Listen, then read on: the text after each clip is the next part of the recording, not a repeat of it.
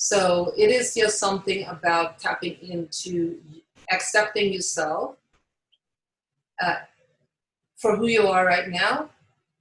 And once you peel the onion, peel the clothes off, literally is what we do. We peel the clothes off. You're not pitch naked unless you want to, but I usually don't photograph people naked, but it is still, you have to accept you for who you are.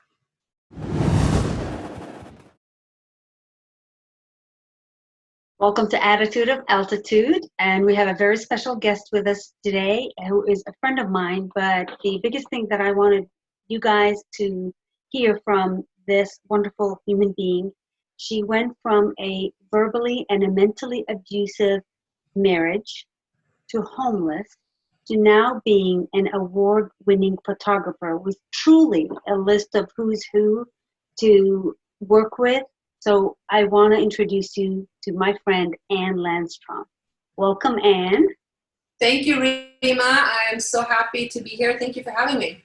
Thank you for joining me. I've been looking forward to this for quite a while. I know we chat on a regular basis, but I wanted our audience to really see the before and the after of where someone starts from a really rough area of life and yet they still have that attitude to go further. So would you do us a favor, Ann, and just let us know where you started as a photographer, how you became a photographer a little bit, and then how you've moved up to this.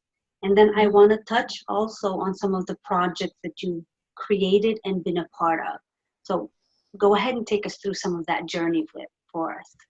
Okay, so I was a housewife and I was home raising two sons, and a bit on the board end. I wouldn't say I'm the housewife material, even though I like to clean and cook and do things for my family. I need something a little more, and I'm an artist. And so I went to take paint classes at the college. In the meantime, I'm from Sweden. I came here at 21 years old. I always sent home pictures to my family because this is going to age me, but we didn't have digital then. So it was all snail mail and actually taking the pictures and putting them in an envelope and send them off. So my dad, being a dad, said, why don't you, since you send home such a great pictures all the time, maybe instead of taking art classes, go take a photography class and maybe you can have a career and make money doing that. So I thought, okay, yeah, sure, I'll give it a try. And I went and took photography 101 at the college that I was in Orange County, and just fell in love with it and just never looked back. It was just, this is what I want to do. I love this. I took every single class there was. Then after I got out of photography school, I started looking up photographers, successful working photographer in advertising in LA and Orange County area. And I went and knocked on the door and said, hi, my name is Ann. I just came out of college for photography school and I am looking for an assistant job. You don't have to pay me now, but when I'm good enough, I would love to get paid. So can I work for you? That's awesome, Anne, because you just said something that is so valid for people as they're launching or becoming. Is you went and found the ones that had already been that path, Yes. And you offered to be of service. That's great. I see my niece is doing some of that. So please, go ahead. Yeah. That's a beautiful message. Yeah, I wanted to work with people that I admired their work. Like I wanted to become them eventually, right? So I wanted to learn from those people.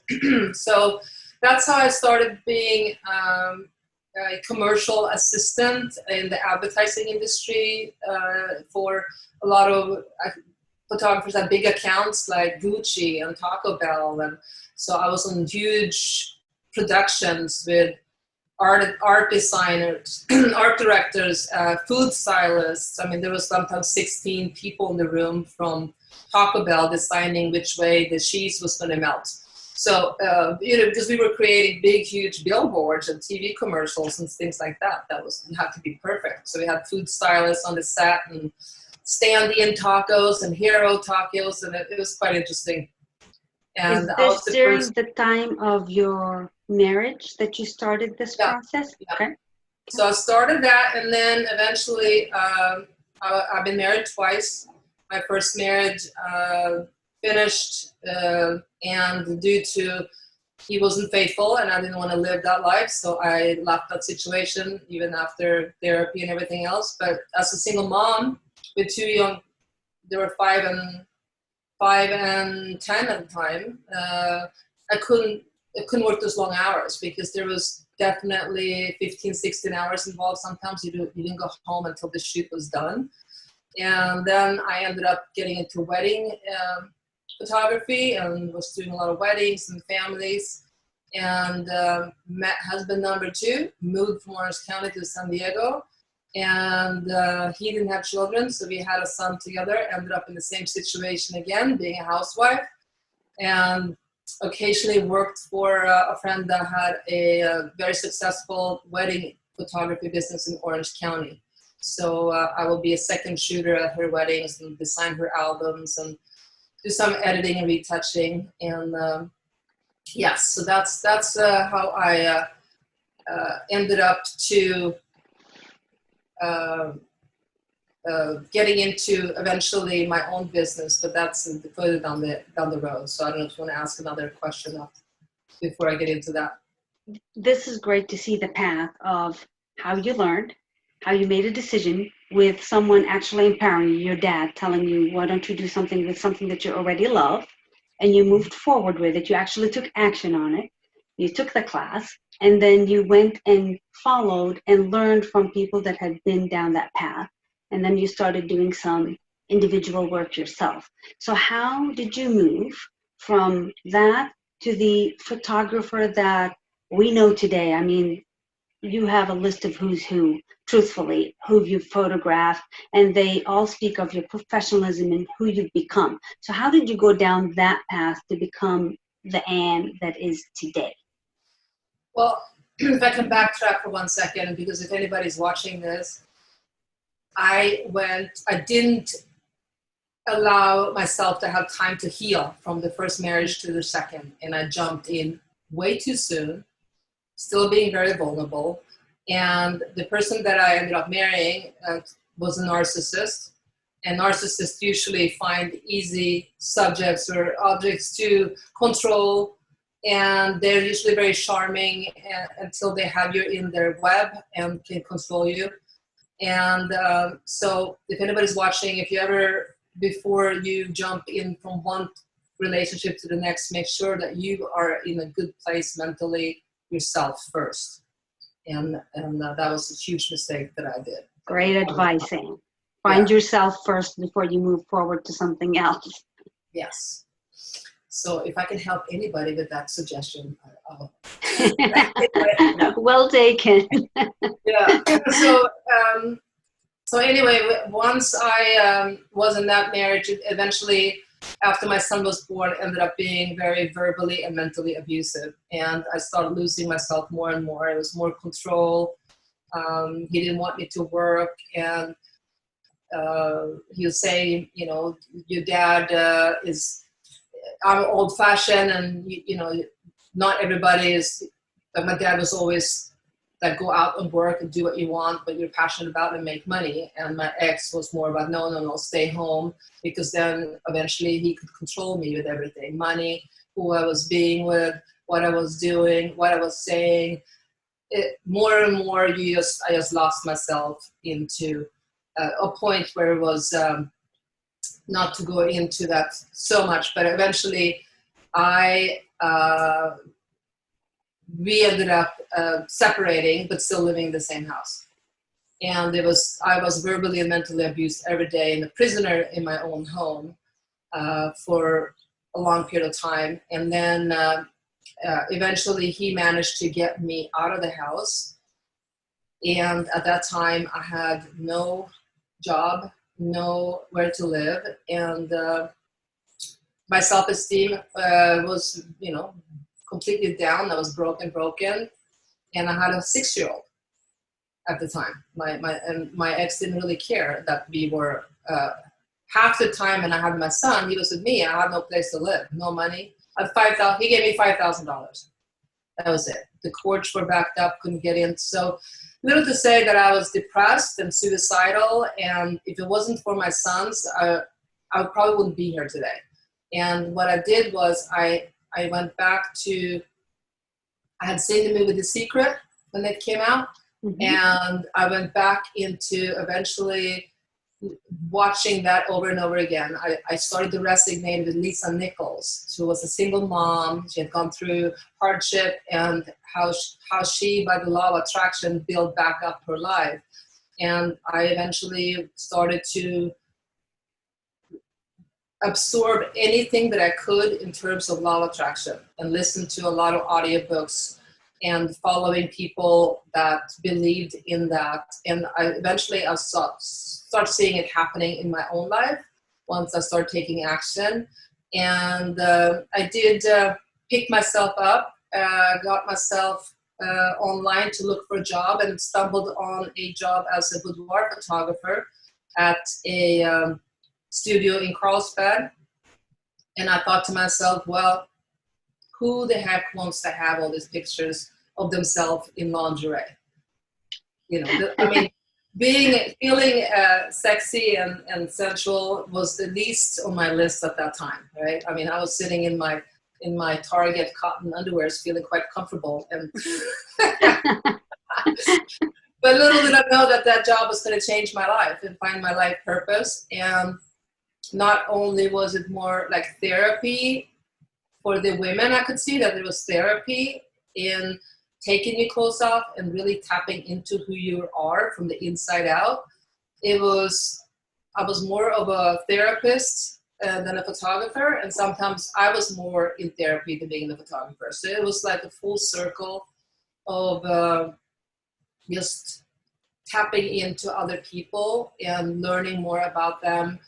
The owner of the company said, "Ann, I don't know what you're doing, but you have the highest sale in the whole company." And she had 16 studios across the nation.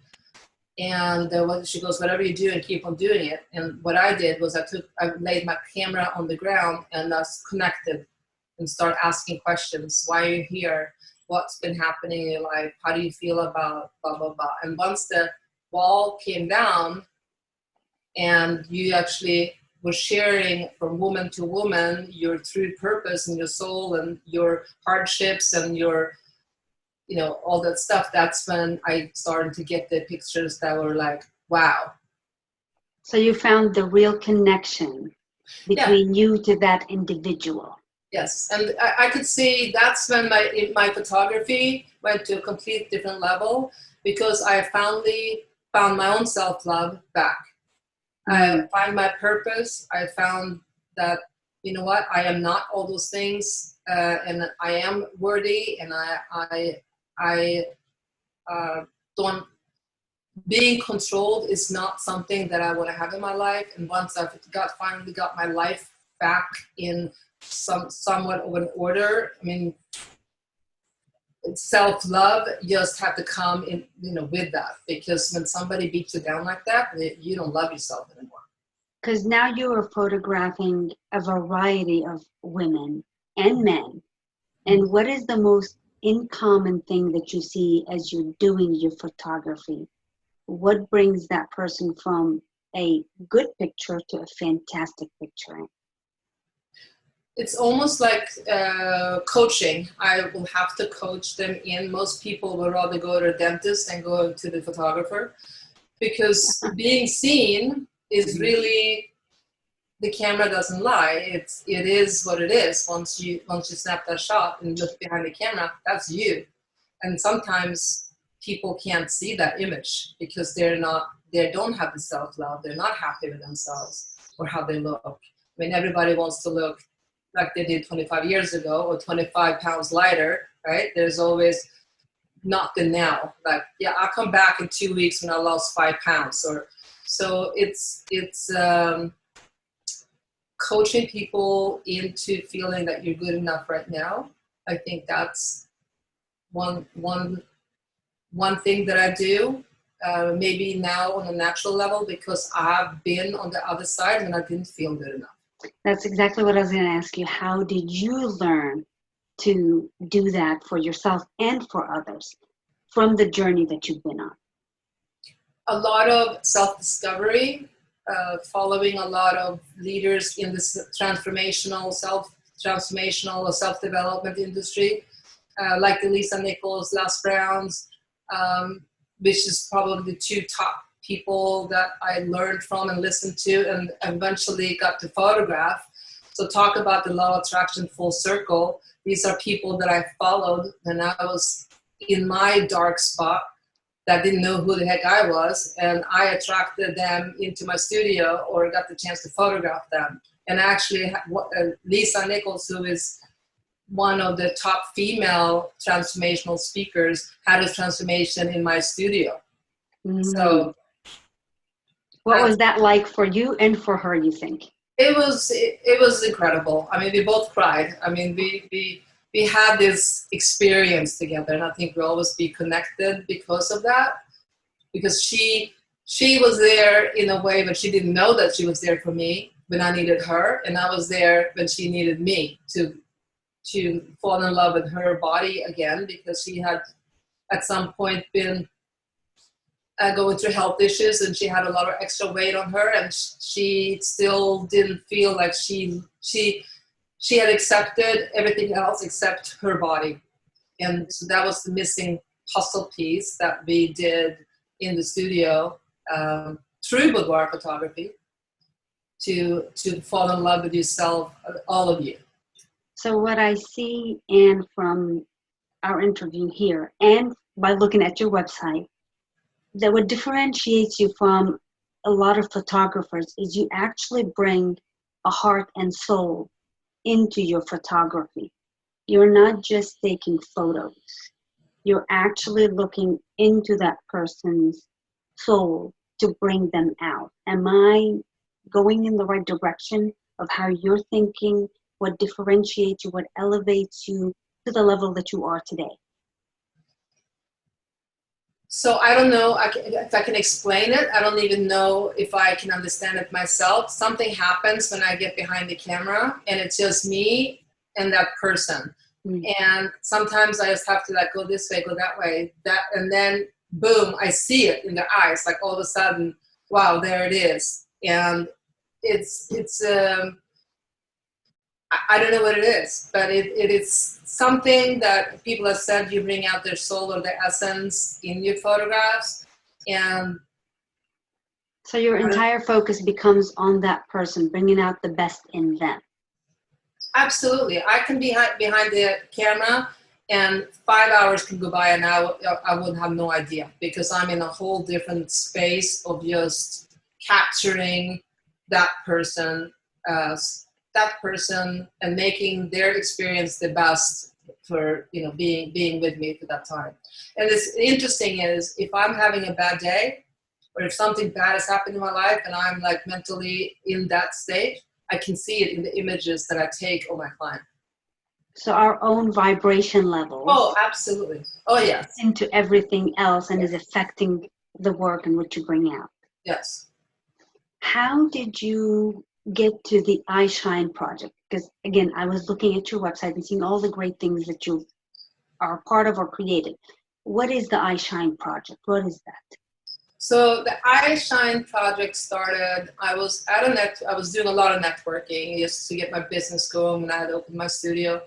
And I was at a networking event, and there was the key speakers there were women that had gone through a program called Leap to Success.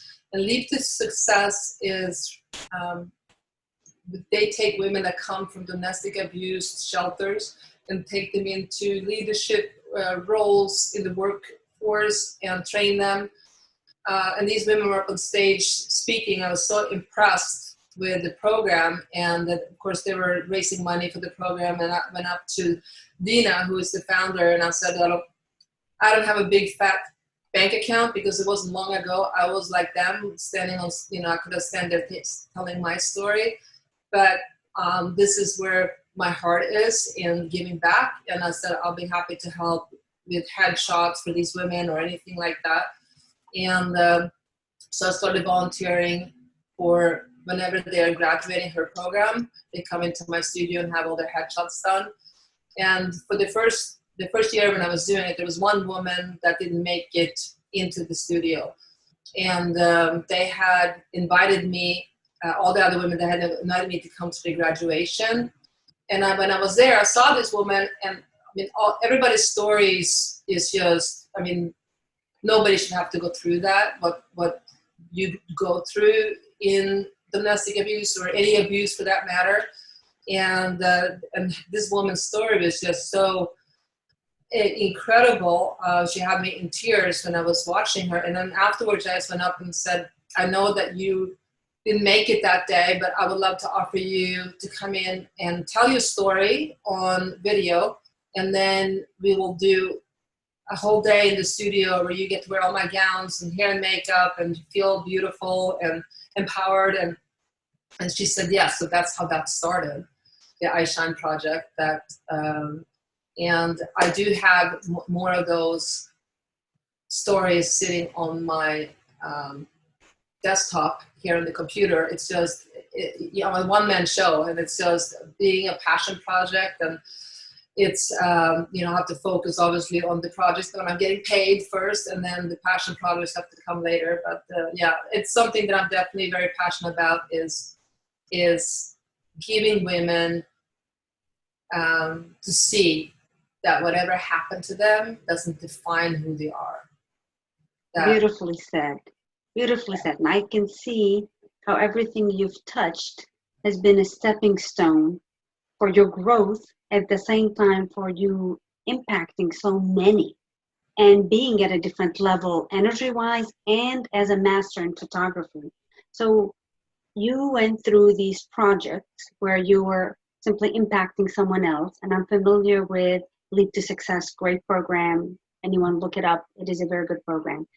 Also for you, you then took that idea and have created a project 40 over 40. Mm-hmm. Tell us a little about that, and what was your thinking and what was your launch for? What do you want to do with that? So I've gone through a photography organization called Supervised Education, which is the biggest education online. And it's with that I've learned a lot. I mean, she's my photography mentor and an absolute amazing woman and photographer. And again, law of attraction, she was on my vision board for years. And then I ended up, when I saw that she was opening up workshops in LA, because she's from New Zealand, I was like, gotta be there. I don't care how, but I'm going to be there. And I ended up there, and that's took my photography to a whole other level. And so there was a photographer in her group that started something called 50-50 and empowered women through portraits. Don't think that she was including their stories, but just photographing them. And so I thought, well, 40 women over 40, number one, 40 is kind of like when you're starting to beat up yourself, your body's starting to kind of, you're not looking like you used to. And I thought, well, why not take it one step further? Because boudoir is my passion. I know what it does to women. So I thought, maybe I'll try to do a campaign with 40 over 40 for boudoir. And they can also tell their stories, because I had, from the I Shine project, realized how big of an impact that has, not only of people watching somebody's story that you can be inspired for and from, but also from the person releasing that story. That's like, now it's not just mine anymore. It's out in the universe, right? Uh-huh. So 40 to 40, I started to set it up and set it out there. And I thought, well, maybe, I don't know how many women is going to want to come and take their clothes off after 40, right? Mm-hmm. 2 weeks later, I had over 100 inquiries. Nice. So it was been a huge success. And so what I do is I have women share their stories on Zoom, like we are doing right now in an interview, being able to tell something that they have overcome. Just so once I release that, you never know who's going to be watching, right? And they can say, hey, if she can go through it, I can too. I mean, that's why it's so important to share our stories, because you never know who you can inspire. What's the best 40 over 40 that has impacted you that you might have photographed without naming names? Is there something that stands out? One woman, I mean, and talk about stories, you think that you heard all the stories until you haven't. You know? Yeah. Right? I mean, you just like, wow, you know, but this one woman in particular, she had gone through, she told me that she's gone through some sexual abuse. We didn't go into it. She was very nervous in my studio, and I don't know if she'd been raped or if it was through molestation or whatever it was, but she was in her 50s, absolutely gorgeous woman, and I told her that doesn't matter what has happened to you. We have no judgment here. Today is all about you, not what happened, and this is about you to love your body again. And she told me afterwards, after she went through the experience, I mean, her and I laughed and cried during the session. And then when we looked at her images, we both sat there with Kleenex boxes. And she said, you know, Ann, I've seen like 3 or 4 therapists, and this was more healing than any of that. So it is just something about tapping into accepting yourself for who you are right now. And once you peel the onion, peel the clothes off, literally is what we do. We peel the clothes off. You're not pitch naked unless you want to, but I usually don't photograph people naked, but it is still, you have to accept you for who you are. So when you launched this project, your intention was to impact these women in a positive way. Yes. Did you have a laid out plan of everything, how it's going to go, or did you simply go?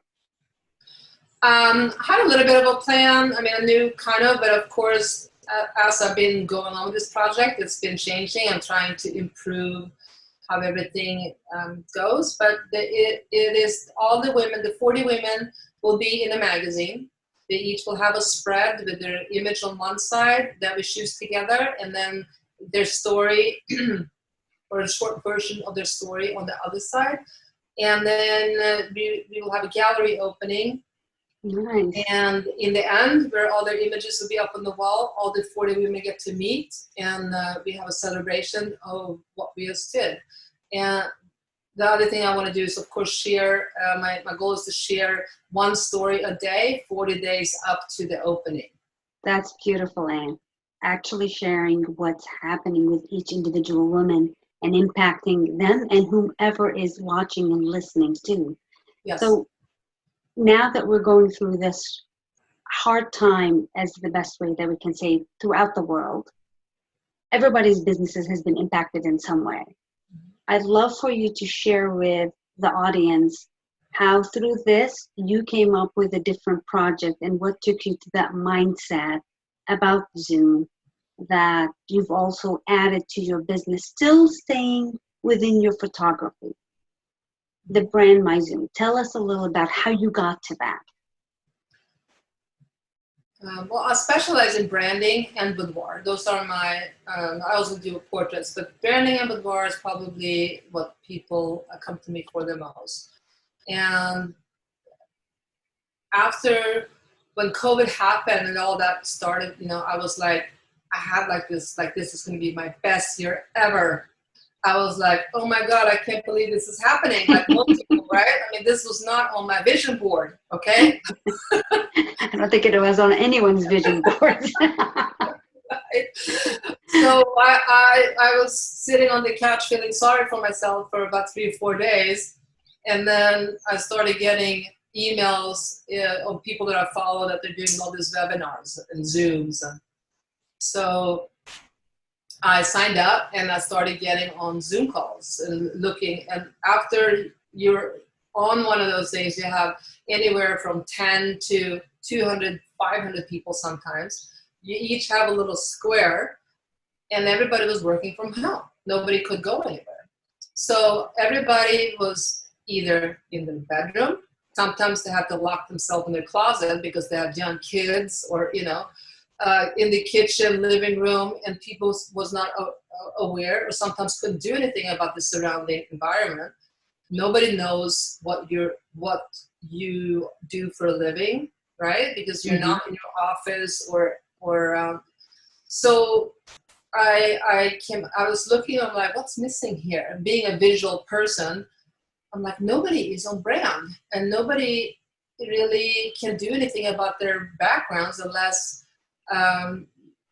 you come up with you do a virtual background. And so in some computers, they come with Zoom, the virtual background. You've seen some of them that has the earth or a beach with a palm tree, but that doesn't still represent your brand or what you do. So I started like, okay, I made this one myself with clients that I photographed. Nice.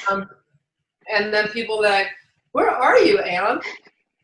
I know we've asked that in some of our meetings. Have you photographed? What's last brand do you have? Like, well, they're my clients, and this is my virtual backdrop. I'm actually sitting, in my home office, and with the green screen behind me. So I started then creating these for people that they're asking me, and then I thought, okay, well, this could be, since I can't be in the studio photographing, this is something that I can do at home on my computer. So I went and bought the domain name brandmyzoom.com and brandmyscreen.com, because I didn't know, well, not everybody might be on Zoom. They might be on Facebook and Google, and everybody's going to have some sort of good live, like we're doing right now. It might not be Zoom. So yeah, so it's been quite interesting how when I'm on Zoom calls, people like, hey, Ann Landstrom, I want to know about your background. What do you do? Right? So it's all about you literally have a billboard behind you where you can I can show you a few that I've done for clients. But you can actually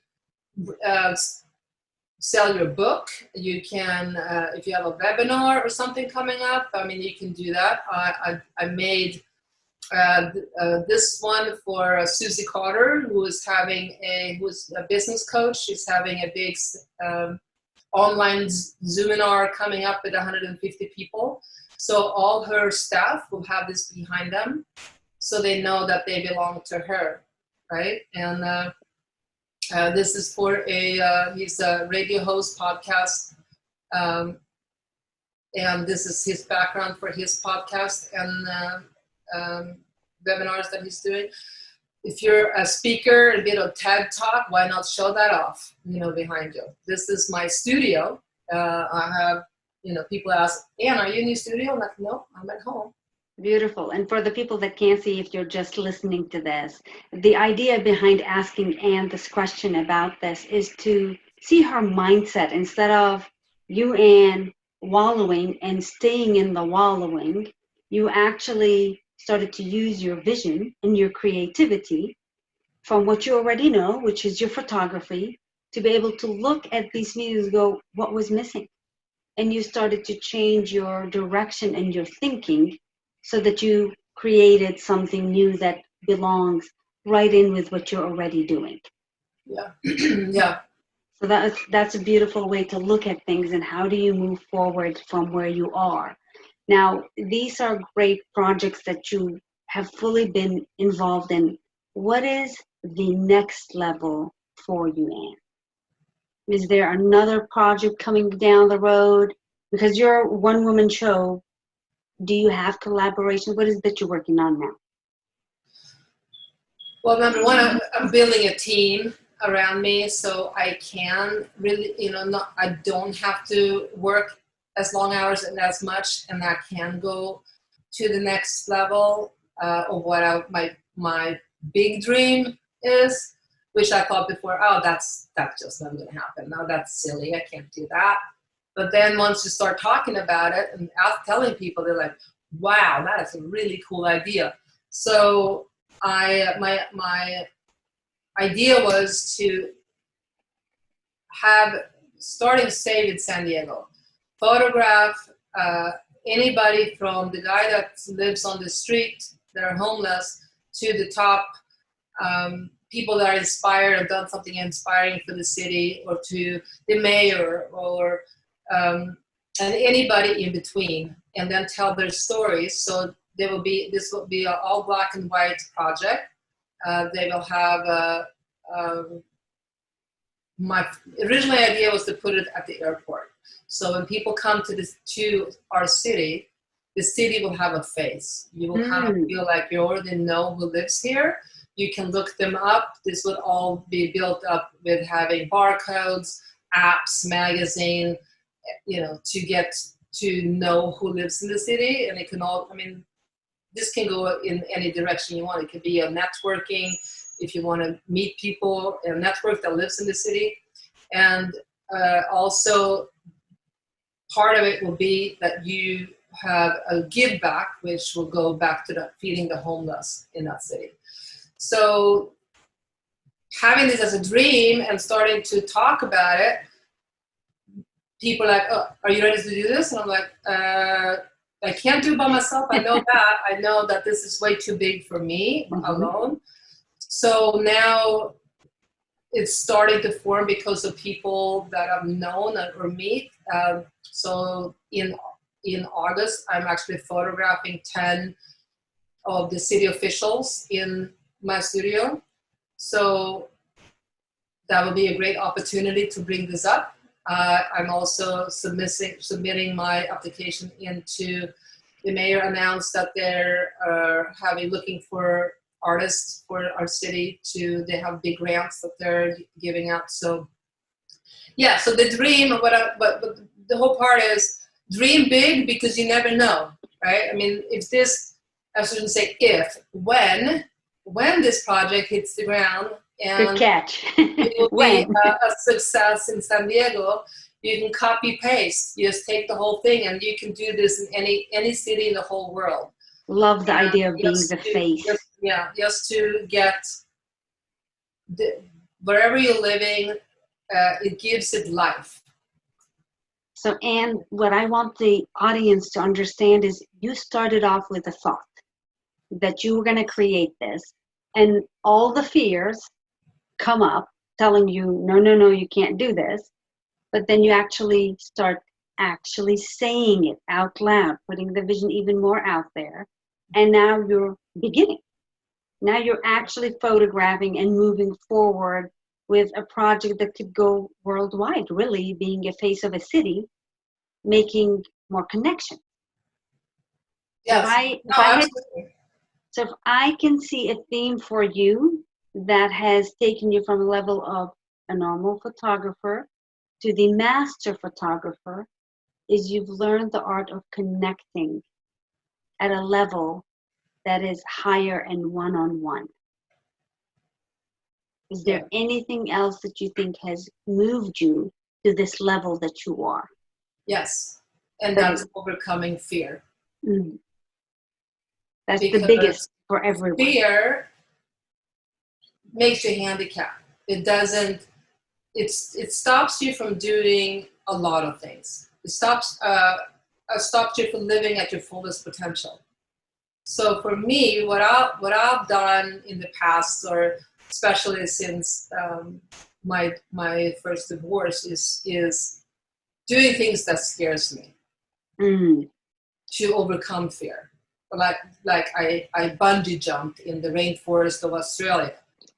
And I thought, okay, well, if I can do that, then I can do, this and this. And then I tried all kinds of different things. And I skydived on my 50th birthday with my oldest son and, a couple of my really good friends. And that was another thing. Like, okay, if I can jump out of an airplane, I can do this.